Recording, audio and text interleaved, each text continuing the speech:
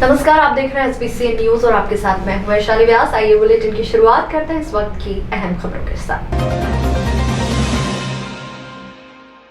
खाद्य सुरक्षा विभाग की टीम आज नीमच की सिंधी कॉलोनी स्थित प्रभुलाल राजकुमार फर्म पर छापामार कार्रवाई करने पहुंची। छापामार कार्रवाई के दौरान मनुका और खोबरा बूरा के नमूने भी लिए। खाद्य सुरक्षा अधिकारी संजय मिश्रा ने जानकारी देते हुए बताया कि आगामी त्योहारों के मद्देनजर ये कार्रवाई की जा रही है। दरअसल त्योहारों के दौरान विशेष रूप से दिवाली के अवसर पर ड्राई फ्रूट की बिक्री ज्यादा होती है। ऐसे में गुणवत्ताहीन आम जनता तक ना पहुंचे, इसके लिए ये कवायद की जा रही है। फार्म पर मनुका और खोबरा बुरा के नमूने लिए हैं, जो कि अलग ब्रांड की थैली में पैक किए गए थे। साथ ही कुछ पुराना स्टॉक भी खाद्य सामग्री का मिला है, जिसे नष्ट करने के निर्देश दिए हैं।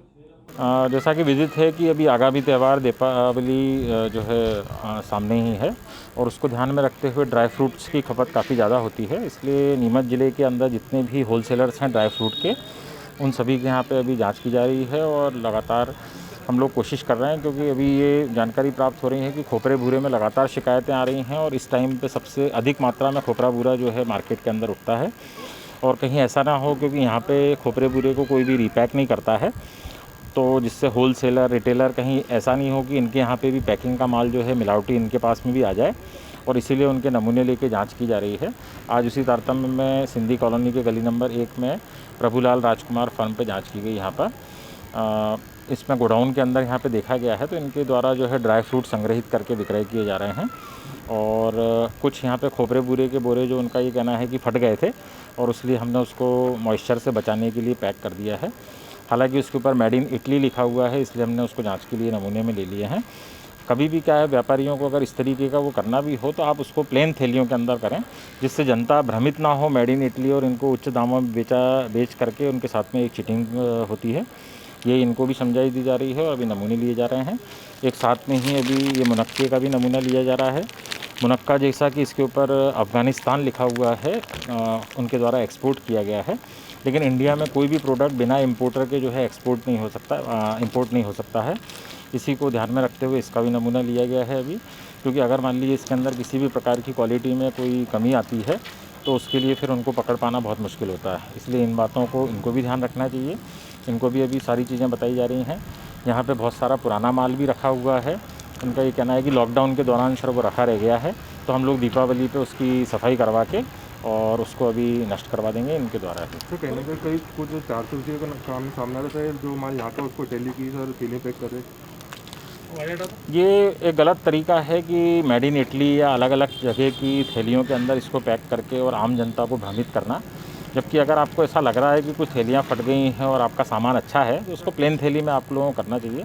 आम जनता के साथ में चीटिंग किसी भी प्रकार से वो जायज़ नहीं है, वो इन लोगों को भी समझाई दी जाएगी। और आज तो हालांकि नमूना लिया जा रहा है, और ये एक लोगों के लिए भी सीख रहेगी कि भविष्य में इस प्रकार का कृत्य कोई भी ना करें। तो कितना नमूने लिए और क्या कुछ? अभी यहाँ से 2 नमूने लिए जा रहे हैं। एक खोपरे बूरे का, जिसके अंदर डाउट है कि इसके अंदर कोई ना कोई गड़बड़ी है, और एक मुनक्के का, जो कि अफ़गानिस्तान का एक्सपोर्टर लिखा हुआ है इसके ऊपर, और किसी भी इंपोर्टर का जो कि इंडिया का होना चाहिए, उसका नाम होना चाहिए।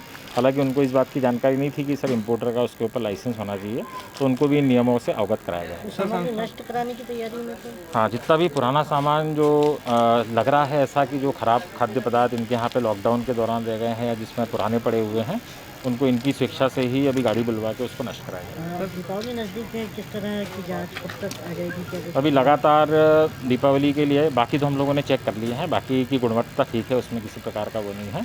और जहाँ जहाँ पे लग रहा है हमको कि गुणवत्ता ख़राब है, उनको नष्ट करवाएंगे और उनके नमूने दिए जा रहे हैं। तो संस्थान में देखने में मिला गंदगी भी पाई गई है, और हाँ, गोडाउन भी हालांकि इस तरीके से मेंटेन करना चाहिए, क्योंकि ये खाद्य सामग्रियाँ हैं, उसमें चाहे चूहे भी देखने के लिए मिले हैं, कुछ कॉकरोचेस भी हैं, तो इनको वो भी कि भाई आप पेस्ट कंट्रोल उसमें कराएं, या फिर चूहे के लिए जो ट्रैप रहती है वो आप लगाएं। क्योंकि किसी भी प्रकार की खाद्य सामग्री जब आम उपभोक्ताओं तक पहुंचती है, तब उसको केवल पैकेट दिखाई देता है, वो किन परिस्थितियों में रखी होती है वो दिखाई नहीं देता। तो वही हम लोगों की नैतिक जिम्मेदारी है, चाहे मैं as a food safety officer हमारी भी, कि लगातार हम लोग चेक करके इनकी गुणवत्ता की जांच करें और किन परिस्थितियों में रखी हुई है, इनको भी निर्देश, और उसके लिए हम लोग एक सुधार सूचना पत्र भी जारी करेंगे, जिससे ये अच्छी खाद्य सामग्रियों को अच्छे स्थान पर रखें और जिससे भविष्य में किसी प्रकार की कोई कैजुअलिटी या ऐसी चीज़ ना हो।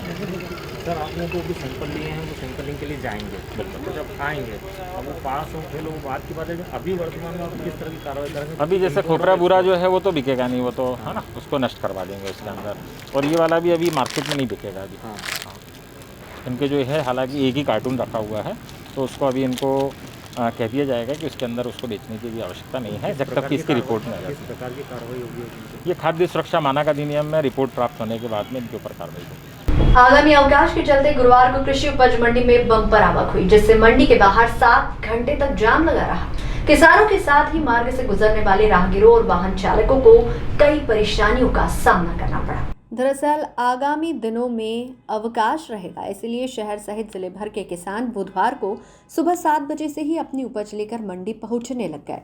कृषि उपज मंडी में गेहूं, सोयाबीन, लहसुन, प्याज आदि की उपज बम्पर आवक हुई। मंडी प्रशासन की अनदेखी के कारण मंडी परिसर से चौकन्ना बालाजी और सीआरपीएफ गेट तक वाहनों की लंबी लंबी कतारें लग गई। इस दौरान मंडी परिसर में भी पांव रखने तक की जगह नहीं दिखाई दी।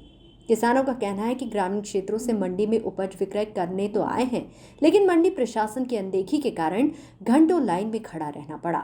उसके बाद उपज से भरे वाहन मंडी ले जा सके। इस दौरान स्टेशन रोड पर दुकानदारों को भी काफी परेशानियों का सामना करना पड़ा। कहाँ से आए हैं, क्या फसल लेके आए हो, कितनी बजे से लाइन में खड़े हो? मतलब वहाँ जैसे सुबह का आया था कहाँ 10 बजे का लाइन में लग रहा वहाँ कहीं। अब यह टीम भी की सोयाबीन लेना आया फिपलिया हाड़ा से, और खास कर वो काम भी चल रहा है गई, और एक खेती का गेहूँ भी काम में बर्बाद वेरिया नहीं है, वेरिया मंडी में तो बड़ा भीड़ चल रही है, त्यौहार रह गया और नवी मंडी चालू हो जावे तो बड़ा भीड़ नहीं लगे। ये बाजार के किनारे ट्रैफिक लग रही हो कहीं करा बैठा वहाँ पे चाय पानी भी नहीं मिल रही है टाइम पर कहीं, मतलब भैया मतलब मान लो जैसे 2 ढाई 3 बज गया कहीं करा उदयराम फिपलिया हाड़ा उदयराम हाइट। नीमच कृषि उपज मंडी स्थित एक ट्रेडिंग कंपनी से एक अज्ञात व्यक्ति द्वारा 1,70,000 रुपए चुरा लिए गए थे। पुलिस द्वारा मात्र 14 घंटे में ही चोरी का खुलासा कर दिया है। चोरी के मामले में नकदी सहित बघाना थाना क्षेत्र के नाका नंबर 4 निवासी एक आरोपी को गिरफ्तार कर लिया गया है। जानकारी के लिए बता दें कि बुधवार को कृषि उपज मंडी में नीतीश कुमार रामेश्वर प्रसाद नाम की ट्रेडिंग कंपनी के ऑफिस की अलमारी से यामीन उर्फ नाना ने 1,70,000 रुपए चुरा लिए थे, जिसको बघाना पुलिस द्वारा मात्र 24 घंटे में ही चोरी का खुलासा करते हुए आरोपी को गिरफ्तार कर लिया गया।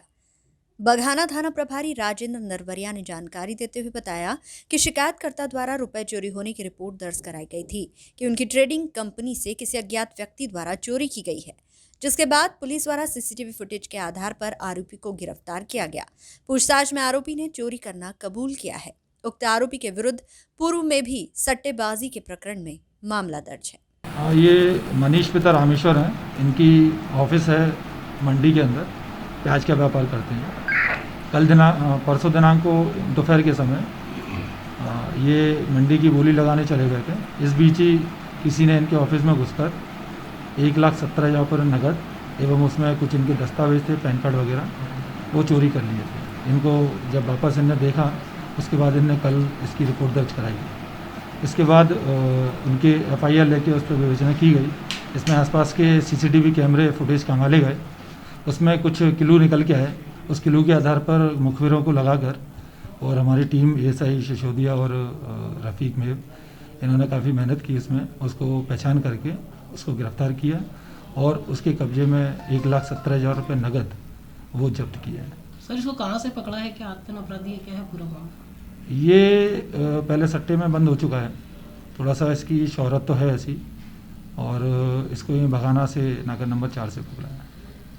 अभी क्या हालात बने थे, ये वहाँ रेकी कर रहा था, मंडी में गया हुआ था। इसको चूँकि वो शटर जो है आधा डाउन था, तो इसको एक तरह से मौका मिल गया और मौके का इसने फ़ायदा उठा लिया। साइकिल से पैसे चुराने के बाद सीधे अपने घर आ गया था वापस। तो क्या सर ये सारा कलेक्टर दे दिया था? नहीं, ये कलेक्शन इसके पास से बरामद हुआ है पूरा। इतना टाइम नहीं मिल पाया चूँकि लगभग FIR के 14 घंटे के अंदर हमने गिरफ्तार कर लिया था, तो उतना मौका नहीं मिल पाया कि वो इसको इतनी बड़ी रकम को इधर उधर कर सके। कोरोना काल में डॉक्टर और नर्सों को अस्थायी तौर पर लगाया गया था। अब हाल ही में शासन ने संख्या कम करने के निर्देश जारी कर दिए हैं, जिसके विरोध में कोविड सेंटर में कार्य करने वाले डॉक्टरों और नर्सों ने रैली निकाली। कलेक्टर कार्यालय में विरोध प्रदर्शन कर जमकर नारेबाजी भी की। इसके बाद मुख्यमंत्री के नाम नायब तहसीलदार पिंकी साठे को ज्ञापन सौंपकर मांगों से अवगत कराया। स्टाफ का कहना है कि हमारी कोविड सेंटर में नियुक्ति की गई थी, 7 माह से कार्य कर रहे थे। वर्तमान में कोरोना संक्रमण के मामले कम आ रहे हैं, इसीलिए अब सभी को 2 दिन का अल्टीमेटम देकर कार्य से निकाला जा रहा है। अगर हमारी मांगे नहीं मानी जाती है तो हड़ताल की जाएगी। इसके साथ ही भोपाल में मुख्यमंत्री और स्वास्थ्य मंत्री से चर्चा करेंगे। के अंतर्गत क्या बोलते हैं यहाँ पे स्थगित हुए थे और क्या बोलते हमें 3 महीने के लिए रखा गया था। फिर हमारा समय काल बढ़ाते बढ़ाते हमें 7 महीने रख लिया गया और आज हमें कल नोटिस मिला है कि आपको 2 दिन और कार्य करना है और उसके बाद में आपका कार्यकाल समाप्त होता है। हम पूछना चाहते हैं कि क्या कोरोना ख़त्म हो गया है जो हमें हटाया जा रहा है? आज आप लोग यहाँ पर क्या चाहते हैं? आप लोग हमें चाहते हैं कि हमें संविदा नियुक्ति दी जाए या फिर हमें परमानेंट कर दिया जाए, जिससे कि हम अपनी सेवा को और आगे तक कर सकें। हम जब कोरोना के पेशेंट कम थे तब भी हम लोगों ने क्या बोलते अपनी सेवा दी है। जब आज कोरोना के पेशेंट लगातार बढ़ते जा रहे हैं तो हम हमारी सेवा देना चाहते हैं। कोविड-19 के कर्मचारी यहाँ पर कलेक्टर महोदय को मुख्यमंत्री के नाम पे ज्ञापन देने आए थे कि हम सभी कोविड कर्मचारियों को नियमित किया जाए, संविदा में संविलिन किया जाए। जहां एक तरफ कोरोना के मरीज और सेकंड वेव की बात की जा रही है कि सेकंड वेव में मरीज की संख्या बेतहाशा रूप से बढ़ेगी। ये बात आप सभी लोग भी जानते हैं मीडिया के माध्यम से कि अन्य देशों के अंदर जहां सेकंड वेव स्टार्ट हो चुकी है कोरोना की, वहाँ स्थितियाँ बड़ी गंभीर पैदा हो रही है। उसके अनुरूप यहाँ पे उल्टी बात करते हुए हमारे प्रशासन ने यहाँ के सारे स्टाफ को, मात्र 30 स्टाफ को रखा है। 130 में से बाकी स्टाफ को हटा दिया गया है, जो कि हमारे साथ नाइंसाफ़ी है। कोरोना काल को देखते हुए, हमारी सेवाओं को देखते हुए हम कोविड-19 के सभी कर्मचारी प्रशासन से ये मांग करते हैं कि हमें संविदा में संविलिन किया जाए और हमारी सेवाओं को निरंतर रखा जाए। यदि मांगे पूर्ण नहीं होती, अगर मांगे पूर्ण नहीं होती है तो हम प्रदेश स्तर पे इस हमारी मांग को आगे ले जाते हुए भोपाल जाएंगे और भोपाल में अनिश्चितकालीन हड़ताल हम लोगों ने आगे रणनीति बना रखी है कि इस आंदोलन को कैसे आगे बढ़ाया जाए। यहाँ पर कलेक्टर महोदय को हमने ज्ञापन दिया है मुख्यमंत्री के नाम पर, और वो हमने इसलिए दिया है क्योंकि अभी तक 7 माह तक हमारा उन्होंने जो पूरी तरह से इस्तेमाल किया है कोरोना के अंदर, ऐसे समय में जब सभी प्राइवेट चिकित्सक और यहाँ तक कि कई जो सरकारी चिकित्सक है वो भी छुट्टियाँ लेकर के घर पर बैठ चुके थे या फिर कई ने रिज़ाइन भी दे दिया था। वैसे समय में हमने आगे आ करके हमने कोरोना पेशेंट का ध्यान रखा है और जब उनके घर वाले उनसे दूर हो रहे थे उस समय में उनके घर वालों से ज़्यादा अच्छे तरीके से हमने यहाँ पर उनकी देखभाल करिए। ऐसे उसके बाद में हमारा उन्होंने 7 माह तक इस्तेमाल किया और उसके बाद में उन्होंने हमें आज एक तरह से घर बैठने के लिए बोल दिया गया है। ये इस तरीके से जो मानवीय तरीके से भी अगर देखा जाए तो ये बहुत गलत बात है। ये कोरोना वैक्सीन की जहाँ तक बात आती है तो अभी तक कोई भी कहीं से कोई कंफर्म न्यूज़ नहीं है कि कोरोना की वैक्सीन बन चुकी है। सभी के सभी अभी ट्रायल फेज़ के अंदर चल रही है, तो उसका अभी कोई फिक्स नहीं है कि वो कब तक आ सकती है। जैसे हमने पहले भी हमें पता है कि एक जो वैक्सीन है बहुत आगे जा चुकी थी उसका ट्रायल फेज़, लेकिन उसको बीच में किसी कारण से रोकना पड़ा। तो ऐसी बहुत सारी स्टेज आती है इसके अंदर, तो उसके अंदर अभी ये बहुत ज़्यादा अगर जल्दबाजी अगर कर रहे हैं सीएम तो वो क्यों कर रहे हैं वो हमें नहीं पता। और दूसरा ये है कि जब हमारे प्रधानमंत्री जी अभी कुछ दिन पूर्व ही उन्होंने आकर के देश को संबोधित किया और उसके अंदर उन्होंने साफ साफ कहा है कि अभी कोरोना ख़त्म नहीं हुआ है। अभी कई जो दूसरे देश है वहाँ पर उन्होंने वापस से लॉकडाउन किया है, यानी कि अभी उन्होंने और आगे के लिए भी बोला है कि अभी हमें सतर्क रहना है, अभी हमें कोई ढिलाई नहीं बरतना है। लेकिन राज्य सरकार पता नहीं क्या चाहती है। उन्होंने जो अभी 130 जो हमारे कर्मचारी जो हमारे साथी काम कर रहे थे, अभी सेवाएं दे रहे थे, उनको कम करके मात्र 30 किया हुआ है। तो अगर इस कंडीशन में वो किस तरीके से इस सेकंड वेव का सामना करेंगे, और उसमें भी हमें पता है कि जो अभी जो टेस्टिंग जो है वो टेस्टिंग किस तरीके से हो रही है और वो जो टेस्ट कैसे कम हो रहे हैं, उसके अंदर भी बहुत सारी जो चीज़ें हैं। लेकिन ठीक है, अभी अगर कुछ केस कम भी हुए लेकिन अभी पूरी तरह से ख़त्म नहीं हुए। और दूसरा, जब हमें यहाँ पर नियुक्त किया गया था उस समय पूरे मध्य प्रदेश में 500 से भी कम केस एक्टिव थे।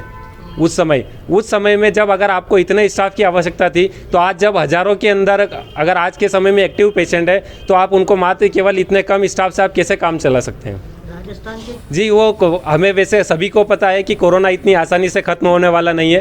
पोलियो का भी जब वैक्सीनेशन बन गया, उसके बाद में भी उसका वैक्सीन लोगों तक पहुंचाने में बरसों लगे हैं। तो इसका भी अगर जब वैक्सीन बन जाता है, तो उसके बाद में हमारे जो केंद्रीय स्वास्थ्य मंत्री है, उनका भी कहना है कि हम फर्स्ट फेज़ के अंदर हम लगभग 25 करोड़ भारतीयों को हम कोरोना वैक्सीन देने का हमारी कोशिश रहेगी। तो अगर उन्होंने इतने कम स्टाफ के अंदर, जिनके अंदर वो अपनी दैनिक जो कार्यवाही होती है वही अगर चिकित्सालय के अंदर नहीं कर सकते हैं, तो ये वैक्सीनेशन का काम इतने वृहत स्तर पर वो कैसे पूरा कर पाएंगे, उसके अंदर ये हमारे समझ से परे हैं। नीमच नगर पालिका द्वारा स्वच्छता अभियान के तहत शहर के सभी दुकानों पर प्रतिबंध के बावजूद भी प्लास्टिक पॉलिथीन का प्रयोग करने वाले लोगों पर चालानी कार्रवाई की जा रही है।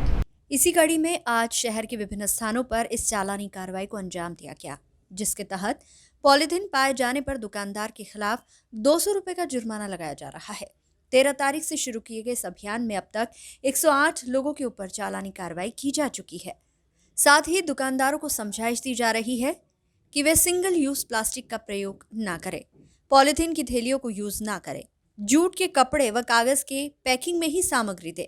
याद रहे कि स्वच्छता सर्वे में नीमच काफी पिछड़ चुका है, जिसमें पॉलिथीन का भी खासा योगदान रहा है। और इन पर जो पॉलिथीन रख रहे हैं, इनके क्या है, चालान काट रहे हैं 200 रुपये के। और पॉलिथीन के लिए इनको क्या है कि बोल दिया जा रहा है कि भाई पॉलिथीन को यूज ना करें। अभी तक हम 13 तारीख से अभी तक हमने क्या है कि 108 चालान काट चुके हैं। और किस तरह की समझाइश आप दे रहे हैं? हम इनको इस तरह की समझाइश दे रहे हैं कि आप पॉलिथीन का यूज ना करें और गंदगी ना करें। अगर गंदगी पाई गई और पॉलिथीन पाई गई तो उस पर 200 रुपये का चालान कटिंग कर रहे हैं। कौन सा अभियान है ये स्वच्छता अभियान। आपका नाम? अशोक सोडे। नीमच जिला कांग्रेस के पूर्व पार्षद विमल शर्मा की शिकायत के बाद अब जिला कांग्रेस भी डॉग बैंक खरीदी में भ्रष्टाचार की शिकायत को लेकर कलेक्टर के समक्ष पहुंच गई है। जिला कांग्रेस कमेटी के अध्यक्ष अजीत कांठेड़ इस संबंध में कलेक्टर से चर्चा की है। वे कांग्रेस कमेटी भी लिखित में शिकायत कर रहे हैं। उधर पूर्व पार्षद विमल शर्मा ने भी इस मामले को सबसे पहले उठाते हुए इस संबंध में शिकायत कलेक्टर को की है। जिला कांग्रेस के प्रवक्ता भगत वर्मा ने जानकारी देते हुए बताया कि जिला कांग्रेस कमेटी की मांग है कि डॉग वैन खरीदी में हुए भ्रष्टाचार की निष्पक्ष जांच की जाए, साथ ही दोषियों पर सख्त कार्रवाई हो। उनका कहना था कि महज 1,30,000 की डॉग वैन को 4,90,000 में किस तरह से खरीदा गया है। इस सब के बारे में विस्तृत जांच की जाए और दोषियों पर सख्त कार्रवाई की जाए। नीमच नगर पालिका द्वारा एक वाहन खरीदा गया था जिसका नाम है डॉग वैन। उस डॉग वैन के अंदर 3,60,000 रुपये करीब की भ्रष्टाचारी हुई है, जिसकी जांच के लिए मैंने नीमच कलेक्टर को लिखित में दिया है कि यह जो डॉग वैन खरीदी है ये नियम के विपरीत है और इसे जो है इसकी जांच की जाए और ठेकेदार का पेमेंट रोका जाए। इसके लिए मैंने मध्य प्रदेश में प्रमुख सचिव, नगर पालिका के डिप्टी डायरेक्टर और शासन प्रशासन को करीब सबको पत्र लिखा, जिला कांग्रेस को अवगत कराया, नीमच की गणमान्य नागरिक जनता को इस बारे में बताया कि कैसे कुत्ते पकड़ने के नाम पे नीमच में भ्रष्टाचारी हो रही है और उस पर कोई लगाम नहीं है। मैंने एक अखबार में कल देखा जिसमें नगर पालिका के सीएमओ ने बताया कि कुत्ता पकड़ने के लिए कांजी होट टाइप एक बाड़ा बनाया जाएगा, जबकि मध्य प्रदेश शासन के कोई अधिनियम के अंतर्गत कुत्ता पकड़ने का कोई कांजी होट होता नहीं है। परंतु नीमच में बैठे सीएमओ को सिर्फ भ्रष्टाचार नज़र आ रहा है और इस भ्रष्टाचार को लेके वो सुर्खियों में है। कलेक्टर ने आपको क्या आश्वासन दिया? कलेक्टर साहब ने मेरे को बोला कि इसका पेमेंट नहीं होने दिया जाएगा, इसकी गुणवत्ता की जांच की जाएगी। इसकी एक शिकायत मैंने नगर पालिका में जो ऑडिट शाखा है उसको भी दी है कि नीमच सीएमओ के सभी बिलों की जांच हो कि किस तरह से भ्रष्टाचारी चीज़ें खरीद रहे हैं ये। मामला उसमें ये है कि एक तो शहर के अंदर जो है कुत्तों की अत्यधिक संख्या हो गई है, लेकिन नगरपालिका कुत्तों को पकड़ा अभियान न जाने क्यों शांत बैठी है। इसके उपरांत भी नीमच नगरपालिका द्वारा अभी विगत दिनों जो है एक नई कुत्ता गाड़ी जो है डॉग वैन के नाम से खरीदी गई है। उसका मामला जब सामने आया तो हमारा जिला कांग्रेस के महामंत्री और पूर्व पार्षद श्री विमल शर्मा ने उस मुद्दे को उठाया और उन्होंने जांच पड़ताल करी कि वाकई में इस डॉग वैन की कीमत कितनी है। तो नगरपालिका से मालूम पड़ा कि डॉग वैन की कीमत जो है 4,90,000 रुपये है। जब उसकी जांच पड़ताल की गई तो एक्चुअल उसकी कीमत पता चली कि 1,30,000 से अधिक की गाड़ी नहीं है। इस संबंध में हमारे पूर्व पार्षद और जिला कांग्रेस के महामंत्री विमल शर्मा ने जिलाधीश को उसको जो है जिलाधीश को शिकायत करी और जांच की मांग करी। और इस संबंध के अंदर जिला कांग्रेस के अध्यक्ष अजीत जी काठेड़ ने भी जिला प्रशासक और कलेक्टर से बात करी है। तो इस संबंध में जिला कांग्रेस की ओर से भी एक पत्र कलेक्टर साहब दिया गया है। उसमें मांग की गई है कि जो डॉग वैन खरीदने में जो भ्रष्टाचार हुआ है उस भ्रष्टाचार की जाँच होना चाहिए और जिन्होंने भ्रष्टाचार किया है उन दोषियों के खिलाफ जो तुरंत कार्रवाई होना चाहिए। स्वर्णकार समाज के प्रतिपुरुष महाराजा अजमेर जी जयंती महोत्सव के अवसर पर नीमच स्वर्णकार समाज के द्वारा 2 दिवसीय कार्यक्रम का आयोजन किया गया है। इसके तहत 30 अक्टूबर को स्वर्णकार मांगलिक भवन पर मंगल गीत के साथ हवन पूजन का आयोजन किया जाएगा। साथ ही 31 अक्टूबर को अजमेर जी वाटिका में महाआरती के बाद शाम 7 बजे प्रसाद वितरण किया जाएगा। इस अवसर पर समाज के सचिव भगत वर्मा ने समाजजनों से अपील की है कि वे कोरोना गाइडलाइन का पालन करते हुए सोशल डिस्टेंसिंग का पालन करें, मास्क लगाएं और उत्सव में भाग लें।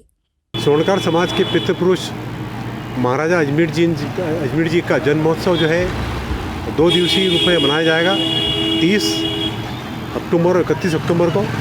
इसके अंदर जो है बहुत ही संक्षिप्त रूप से कार्यक्रम आयोजित किए गए हैं। कोरोना काल को देखते हुए कल 30 तारीख के दिन जो है स्वर्णकार समाज नीमच के द्वारा स्वर्णकार मांगलिक भवन में मंगल गीत और हवन के साथ कार्यक्रम प्रारंभ होगा और 31 तारीख को जो शरद पूर्णिमा है उस दिन हमारे महाराजा अजमेर जी का जन्मोत्सव है। उस दिन जो है शाम को 7 बजे अपने महाराजा अजमेर वाटिका पर जो है महाआरती के साथ कार्यक्रम संपन्न होगा और उसके प्रसाद वितरण किया जाएगा। मैं इस कोरोना संकट काल को देखते हुए मैं नीमच जिले के और नीमच शहर के समस्त स्वर्णकार समाज के स्वजाति बंधुओं से निवेदन करना चाहूँगा कि वे सोशल डिस्टेंस का पालन करते हुए अधिक से अधिक रूप से जो है अजमेर जी महाराज का जन्मोत्सव अपने घर में बनाएं, दीप प्रज्वलित करें और विद्युत सजावट करें। साथ ही कोरोना संक्रमण के वक्तों को देखते हुए उसका जो है उन सारे नियमों का पालन करें। जनजाति सुरक्षा मंच नीमच इकाई द्वारा नीमच जिला कलेक्ट्रेट कार्यालय पहुंचकर जहां उन्होंने प्रधानमंत्री नरेंद्र मोदी और राष्ट्रपति रामनाथ कोविंद के नाम एक ज्ञापन दिया। ज्ञापन में मांग की गई है कि ऐसे तमाम लोग 2 परिवार जिन्होंने जनजाति समुदाय के होते हुए हिंदू धर्म से अन्य किसी धर्म में अपना धर्मांतरण करवा लिया है या कोई और धर्म का पालन करने लगे हैं, उन सभी का आरक्षण खत्म किया जाए क्योंकि वे इस तरह से दोहरा लाभ ले रहे हैं। एक तरफ धर्मांतरण करके अल्पसंख्यक होने का लाभ ले रहे हैं तो दूसरी ओर आदिवासी होने के नाते आरक्षण का लाभ लेकर शासकीय नौकरियों व योजनाओं का भी लाभ उठा रहे हैं। जनजाति सुरक्षा मंच ने संसद में प्रस्तावित इस तरह के कानून को जल्द से जल्द पारित करने की मांग की है। सुरक्षा मंच ये पूरे भारत में है। जनजाति सुरक्षा मंच जो अपने भाई जो अनुसूचित जाति वगैरह जो इनके है ना, इनकी रक्षा के लिए काम करती है। और माननीय श्री कार्तिक जी उरांव का जन्मदिन है तो सन 1970 में माननीय श्रीमती जो प्रधानमंत्री इंदिरा गांधी जी थी उनको एक ज्ञापन दिया था और उस पर पटल पे भी रखा था लोकसभा के कि जो लोग जिनका धर्मांतरण हो चुका है और धर्मांतरण होने के बाद वो आरक्षण का भी लाभ ले रहे हैं, जिन्होंने ईसाई धर्म अपना लिया और अन्य कोई भी धर्म अपना लिया है, तो उन लोगों को आरक्षण समाप्त किया जाए। और जिन लोगों ने धर्मांतरण कर लिया है या तो वो ईसाई धर्म जो भी धर्म पालन है या तो उसका पालन करें और अपना जो हिंदू धर्म के अनुसूचित जाति के उसका लाभ न मिले उनको, इसको लेके अपने संसद में एक प्रस्ताव पास भी हो चुका है लेकिन अभी तक लागू नहीं किया है। तो हमारी ये मांग है कि इस चीज़ को पुनः इसको लागू किया जाए और जिन लोगों का धर्मांतरण हो चुका है उनका आरक्षण समाप्त करके और जो अपने जो दूसरे जो अपने अनुसूचित जाति के जो बंधु हैं, वनवासी बंधु हैं, उनको इसका लाभ मिले और वो उस चीज़ से वंचित न रहें। तो इसका दोहरी जो भूमिका निभा रहे हैं वो उसको ख़त्म किया जाए। जनजाति सुरक्षा मंच की तरफ अपने नीमच जिले की तरफ से ज्ञापन दिया माननीय नरेंद्र जी मोदी को और राष्ट्रपति श्री रामनाथ जी कोविंद को ज्ञापन दिया कलेक्टर महोदय के माध्यम से, ताकि ये बात हमारी आज पूरे भारत में जनजाति सुरक्षा मंच ज्ञापन दे रही है, वो सभी जगह कलेक्टर ऑफिस में जाके सभी जिलों में इसका ज्ञापन का वाचन करके और इसको दिया जा रहा है। मनासा ग्राम पंचायत मालखेड़ा के सरपंच सचिव द्वारा ग्राम मालखेड़ा में गत 11 वर्षों में कोई विकास कार्य नहीं कर शासन से प्राप्त राशि का दुरुपयोग कर भारी भ्रष्टाचार करने के संबंध में एसडीएम जनपद मनासा ग्राम मालखेड़ा रामदेव के ग्रामीणों द्वारा तहसील मनासा जिला नीमच ग्राम पंचायत मालखेड़ा के सरपंच सचिव द्वारा मालखेड़ा का गत 11 वर्षों से शोषण किया जा रहा है। साथ ही शासन की ओर से जो भी ग्राम मालखेड़ा के विकास हेतु योजनाएं आती है, उक्त सरपंच जस्सूबाई पति श्यामलाल बंजारा एवं सचिव गणपत कछावा आपस में मिलकर राशि का दुरुपयोग करते हैं तथा ग्राम पंचायत में फर्जी बिल वाउचर लगाते हैं तथा ग्राम में आज तक गत 11 वर्षों से कोई विकास कार्य नहीं हुआ है। हम ग्रामवासी ग्राम पंचायत में जाकर गत 11 वर्षों से हैंडपंप, नलकूप, सड़कें इत्यादि की मांग कर चुके हैं, किंतु आज तक ग्राम मालखेड़ा में हमें कोई सुविधा नहीं मिली है तथा जो जाला मालखेड़ा में बनाया गया है उसकी मात्र एक तरफ की दीवार बनाई गई है तथा दूसरी तरफ की दीवार नहीं बनाई गई है तथा ग्राम में जो पुलिया बना दी गई है वह एक बरसात में ही टूट चुकी है।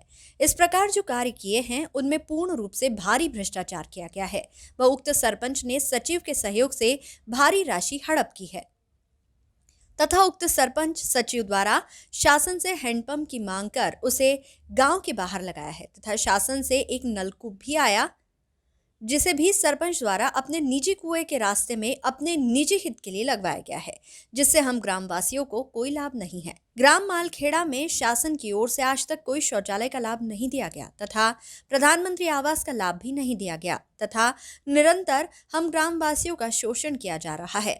हमारे द्वारा इस संबंध में कोई भी जानकारी मांगने पर हमें ग्राम पंचायत से गाली गलौज कर भगा दिया जाता है। ग्राम मालखेड़ा की ऐसी कई समस्याएं हैं जिनका आज तक निराकरण नहीं किया गया व उक्त सरपंच सचिव के व्यवहार से हम तंग आ चुके हैं। यदि शीघ्र हमारे ग्राम मालखेड़ा को मूलभूत सुविधाएं उपलब्ध नहीं कराई गई तो हमें विवश होकर आंदोलन करना पड़ेगा, जिसकी हानि नुकसानी की समस्त जवाबदारी प्रशासन की होगी।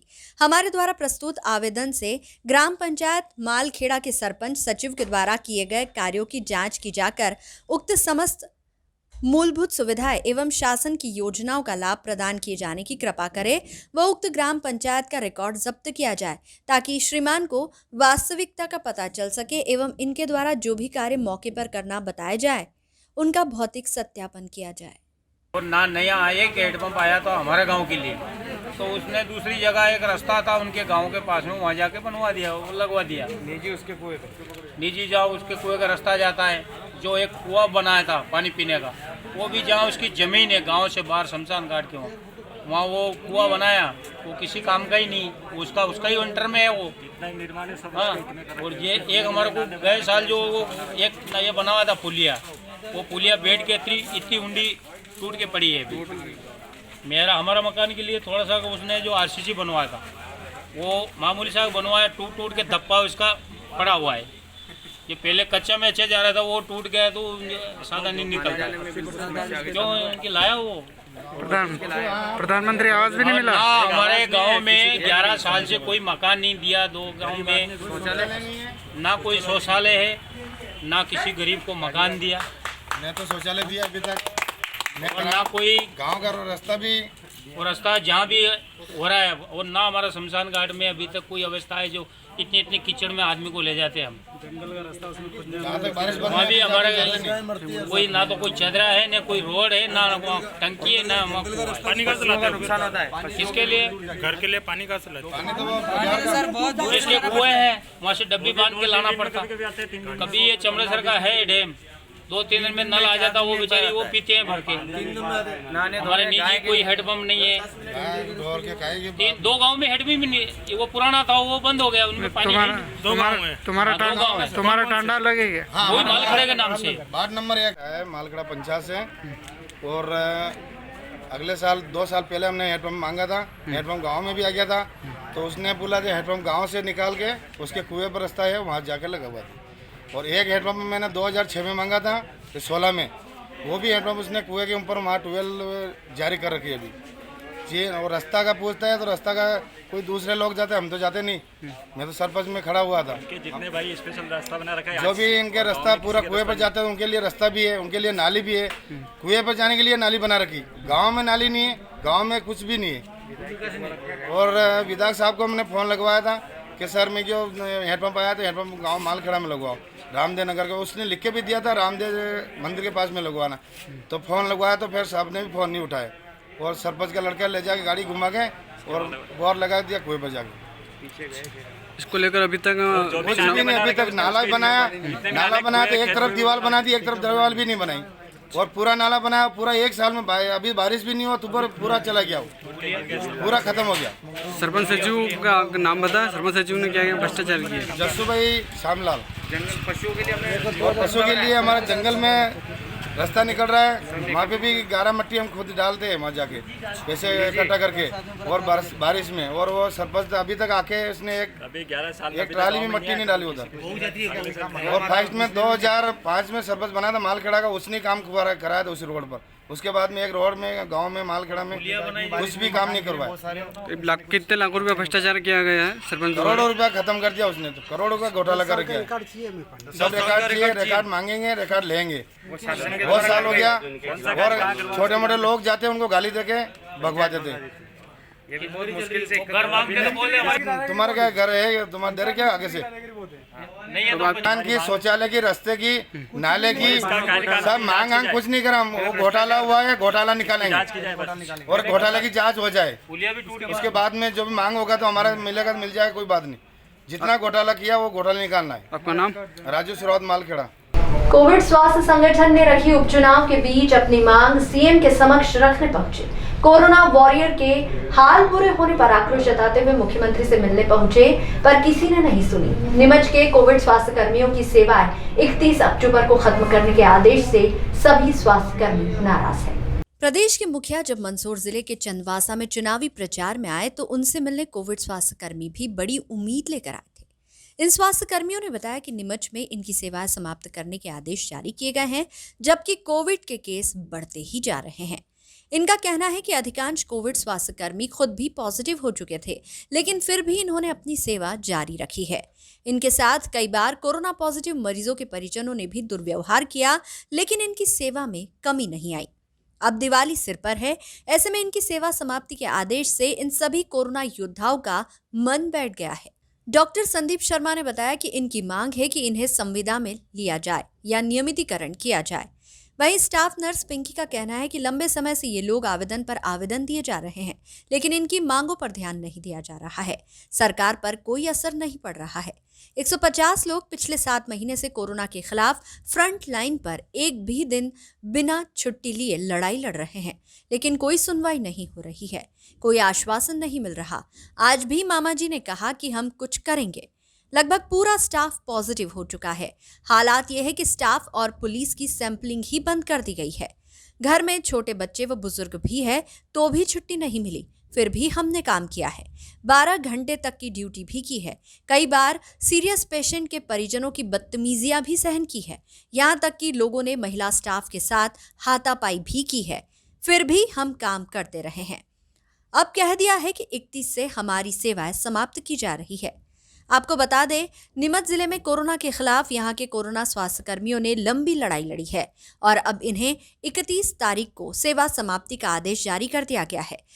ऐसे में इन सभी लोगों की मांग है कि इन्हें या तो संविदा नियुक्ति दी जाए या नियमितीकरण किया जाए। कुछ नहीं, हम बस आवेदन पे आवेदन देते जा रहे हैं, पर हमारी मांगों का कुछ भी असर नहीं दिख रहा है हम लोगों को। हम लोग 150 लोग, हाँ 150 लोग 7 महीने से लगातार काम कर रहे हैं, वो बिना छुट्टी के काम किया हमने। हमें कोई आश्वासन नहीं मिला। अभी भी मामा जी ने हमको यही बोला कि हम कुछ करेंगे। आपकी इसमें जो आपकी जो स्टाफ काम कर रहे हैं उसमें लगभग कितने लोग पॉजिटिव हुए होंगे? सारे पॉजिटिव हो गए थे हम लोग, मैक्सिमम स्टाफ पॉजिटिव ही होते। और हमारी सैंपलिंग भी बंद थी सर। हमारी सैंपलिंग और पुलिस प्रशासन की, हम लोगों की डॉक्टर और पुलिस प्रशासन की दोनों की सैंपलिंग बंद की गई है कि तुम्हारी सैंपलिंग नहीं होगी। मेरा नाम है डॉक्टर श्वेतांगी मित्तल। क्या क्या आपने अभी तक ऐसा फील किया, क्या क्या घटना आपके साथ, क्या क्या जो तकलीफें आपने उठाई बताया? सर सबसे पहले 24 घंटे ऑन ड्यूटी पे रहे, घर में हमारे बच्चे भी हैं, परिवार भी है, बड़े बूढ़े भी है, पर जहाँ हमको ज़रूरत लगी हमें छुट्टी नहीं मिली गई है तो भी हम हमारी ड्यूटी पे आए हैं। वहाँ पे हमको 6-6, 7-7 घंटे, कभी कभी 12-12 घंटे भी हमने हमारा समय दिया है, ड्यूटी करी है। ऊपर से कहीं कोई पेशेंट की सीरियस कंडीशन हो जाती थी तो ऐसे अटेंडर भी आते थे कि हमने अपशब्द, गाली गलौज, हमने हर चीज़ सहन करी है। और यहाँ तक कि महिला स्टाफ के ऊपर लोगों ने हाथापाई भी करी है। हमने हर चीज़, हम हर दौर से गुजर चुके हैं। और आज की तारीख में ये है कि हमको बोल दिया गया है कि आपकी 31 तारीख को सेवा समाप्त हो गई है। ये कहाँ का इंसाफ है? और त्योहार आने वाले हैं तो हमको दिवाली की ये सौगात दी गई है। सैलरी हमारे को सैलरी मिल रही है पर सर टाइम पे नहीं आ रही है। जब पूरा महीना खत्म हो जाता है तब 23-24 को सैलरी आती है।